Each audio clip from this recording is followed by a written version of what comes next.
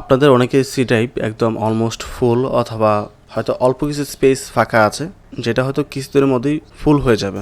Well, সেক্ষেত্রে আপনি চাইলে সি ড্রাইভটা বৃদ্ধি করতে পারেন। যেমন আমার এই সি ড্রাইভটি ছিল 50 GB। যারা পূর্বের পার্টটা দেখেছেন উইন্ডোজ 11 এবং 10 ডুয়াল বুটের ভিডিওটি, তো ওই পারে উইন্ডোজ 10 সেট আপের জন্য জাস্ট 50 GB নিয়ে উইন্ডোজটি সেট আপ করেছি, রাইট? এখন কিন্তু এটা 200 GB একটা পার্টিশন। সো আমি যেটা করেছি, উইন্ডোজ 11-এর যে পার্টিশনটা ছিল ওটা ডিলিট করেছি। ডিলিট করে দিয়ে ওখান থেকে আমি 150 GB এখানে অ্যাড করে দিয়েছি। এখন প্রসেসটা কি সেটাই মূলত আপনাকে দেখাবো। এবং এখানে আরও 50 GB রয়েছে। এই 50 GB আমি এখন এই সফটওয়্যারের সাথে অ্যাড করে দেবো। আমি কিন্তু এই সফটওয়্যার ড্রাইভ থেকেই মূলত এই 50 GB আলাদা করেছিলাম, রাইট? তাই এই 50 GB এখন আমি এখানে ইনক্লুড করব। ওকে, সো তার জন্য আপনাদের প্রথম আসতে হবে কম্পিউটার ম্যানেজমেন্টে। এখানে আসবেন, আসার পর ডিস্ক ম্যানেজমেন্টে চলে আসবেন। ওয়েল, এখানে আসার পর আপনারা যেটা করবেন, সেটের উপর রাইট ক্লিক করবেন। রাইট ক্লিক করার পর এক্সটেন্ড ভলিউম, এই অপশনটা হয়তো এরকম থাকবে আনভিজিবল। তো সেই ক্ষেত্রে আপনি যেই ড্রাইভ থেকে স্পেস নিয়ে এখানে অ্যাড করবেন ওই ড্রাইভে যাবেন। প্রথম আপনাকে কিছু জিবি অন্য কোনো ড্রাইভ থেকে নিতে হবে। যেমন এখানে দেখেন অনেকগুলো ড্রাইভ আছে, আপনি যে কোনো ড্রাইভ থেকে অল্প কিছু জিবি আগে আলাদা করতে হবে। আলাদা করার পর ওইটা আপনি এখানে অ্যাড করবেন সি ড্রাইভে, ঠিক আছে? সো যেহেতু আমার কাছে একটা ড্রাইভ আছে অলরেডি ফাঁকা, আমি 200 GB ফাঁকা করেছিলাম, করার পর 150 GB এখানে অ্যাড করেছি। তো পুনরায় অ্যাড করবো না, বাট অ্যাডের প্রসেসটা আমি দেখিয়ে দেবো, ঠিক আছে?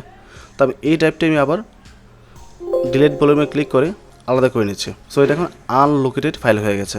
বাট আপনার কাছে হয়তোবা এরকম ফাঁকা ড্রাইভ থাকবে না ডিলিট করার মতো। সেই ক্ষেত্রে আপনি যেটা করবেন, যে কোনো একটা ড্রাইভে রাইট ক্লিক করুন, রাইট ক্লিক করে শ্রিঙ্ক ভলিউমে ক্লিক করবেন।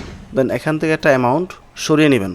এখানে 25 GB ফাঁকা আছে, আপনি চাইলে এখান থেকে 10 GB নিয়ে শ্রিঙ্ক করতে পারেন। এখন 10 GB কীভাবে পাবেন, আপনাকে ক্যালকুলেটর ওপেন করতে হবে।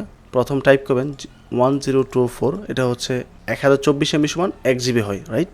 দেন আমরা গুণ দিব 10 GB দিয়ে, যদি আপনি 10 GB এখান থেকে আলাদা করতে চান। তো এই যে অ্যামাউন্টটা আছে এটা আমরা এখানে টাইপ করে যদি শ্রিঙ্কে ক্লিক করি, তাহলে ওই পরিমাণ 10 GB একটা ড্রাইভ ফাঁকা হয়ে এই আনলোকেটেড হয়ে যাবে। ঠিক এটার মতো আর কি, যেটা বর্তমানে আমার কাছে আছে। সো আপনার প্রয়োজন বলে শ্রিঙ্ক করে আলাদা করে নেবেন। করার পর সিডেবে আসবেন, দেন রাইট ক্লিক করবেন, দেন এক্সটেন্ড ভলিউমে ক্লিক করবেন। বাট দেখেন আমার ক্ষেত্রে কিন্তু এক্সটেন্ড ভলিউমটা শো করছে না। এটা আপনাদের অনেকের ক্ষেত্রেই হবে। যদি শো করে তাহলে ওখান থেকে ইজিলি আপনি এটা অ্যাড করে নিতে পারবেন। ওকে, বাট আমি চাচ্ছি এই 50 GB এখানে আনার জন্য। এখানে রাইট ক্লিক করে দেখি, একই অবস্থা, এক্সটেন্ড ভলিউমটা অফ হয়ে আছে, রাইট? তো এটা মিনিমাইজ করে দিই।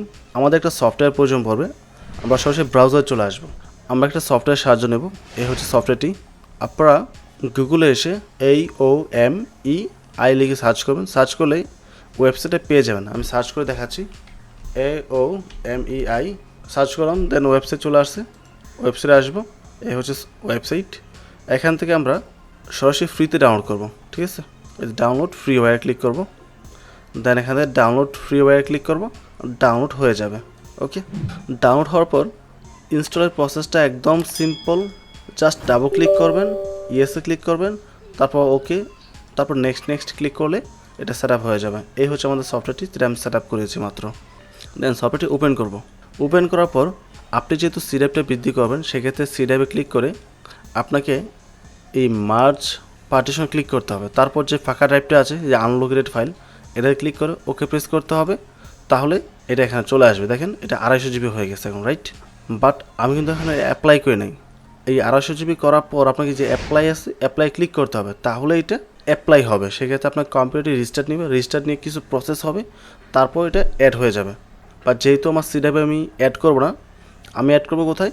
এই সফটওয়্যারের সাথে, রাইট? তাই আমাকে এই সফটওয়্যারের সাথে মার্জ করতে হবে। তো সফটওয়্যার ড্রাইভে রাইট ক্লিক করবো, দেন মার্জে ক্লিক করবো, দেন আনলোকেটেড ড্রাইভটা সিলেক্ট করবো, দেন ওকে প্রেস করবো। দেন এখান থেকে আমি অ্যাপ্লাই ক্লিক করবো, এখান থেকে আমরা প্রসিডে ক্লিক করবো, দেন ইয়েসে ক্লিক করবো। সো দেখতে পাচ্ছেন এখানে কিছু প্রসেস চলতেছে, এই ধরনের কিছু কাজ চলবে। কাজ চলার পর কম্পিউটার রিস্টার্ট নিয়ে আবার ঠিক সেম টাইপের কিছু প্রসেস কন্টিনিউ করবে। আমি সফটওয়্যার ড্রাইভ দিয়ে দেখাচ্ছি, বিকজ আমি সফটওয়্যার ড্রাইভে এটা অ্যাড করবো। বাট আপনি অবশ্যই এটা সি ড্রাইভে অ্যাপ্লাই করবেন। ওকে, একদম সেম প্রসেস, পার্থক্য কিছু নেই এখানে, অডিট হওয়ার কিছু নেই, প্যানিক হওয়ার কিছু নেই। আমি যেটা দেখাচ্ছি জাস্ট সেম টু সেমভাবে অ্যাপ্লাই করবেন, হয়ে যাবে। এবং এই সফটওয়্যারটা ইউজ করার জন্য রেজিস্টার করতে হবে না। রেজিস্ট্রেশন না করে আপনি এই বেসিক কাজটুকু করতে পারবেন without any kind of problem. Okay, আরেকটা বিষয় হচ্ছে পাশাপাশি যে 100 MB EFI একটা সিস্টেম পার্টিশন আছে, আরেকটা হচ্ছে এখানে 600 MB একটা পার্টিশন আছে। এগুলো আমরা ডিলিট করবো না, এগুলো আমরা ধরবই না, ঠিক আছে।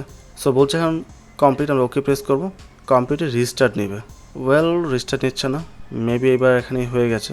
সিডাবের বেলায় রিস্টার্ট নিয়েছিল, চেক করে দেখি। ওকে, আমাদের সফটওয়্যার ড্রাইভটি এক্সটেন্ড হয়ে গেছে, বাট এইবার কোন প্রকার রিস্টার্ট কম্পিউটার নেয়নি। বাট যখন আমি সিডাইভটি করেছিলাম তখন কিন্তু কম্পিউটার রিস্টার্ট নিয়েছিল, কম্পিউটারটি অফ হয়ে অন হয়েছে, পুরোপুরি অন হয়নি। যে সফটওয়্যারটি আমরা ব্যবহার করেছি এই সফটওয়্যারটি চালু হয়, ঠিক আছে। চালু হওয়ার পরে ঠিক সেম প্রসেসগুলো অটোমেটিকভাবে হচ্ছিল, আমি কিছুই করি নাই, টাচ করি নাই, নিজে নিজে কাজগুলো কমপ্লিট করেছে। দেন আবার রিস্টার্ট নিয়েছে, রিস্টার্ট নিয়ে যখন চালু হয়েছে তখন দেখছি সিডাইভটি এক্সটেন্ড হয়ে গেছে অটোমেটিকভাবে। সো এটাই ছিল মূলত টোটাল বিষয়। আপনারা জাস্ট এই সফটওয়্যারটি ব্যবহার করবেন যদি এক্সটেন্ড ভলিউমটি অন না হয়, আর যদি অন হয় তাহলে ওই এক্সটেন্ডে ক্লিক করে জাস্ট আনলোকেটেড যে ডিস্কটা আছে ওটা সিলেক্ট করে দেবেন, তাহলেই হয়ে যাবে। নিজেরা ট্রাই করে দেখেন, ইনশাল্লাহ পারবেন, কোনো প্রকার প্রবলেম হবে না। সো ফাইনালি, যদি ভিডিওটি ভালো লাগে অবশ্যই চ্যানেলটি সাবস্ক্রাইব করে পাশে থাকবেন এবং ভিডিওটিতে লাইক এবং কমেন্ট করতে ভুলবেন না। ভালো থাকবেন, আসসালামু আলাইকুম।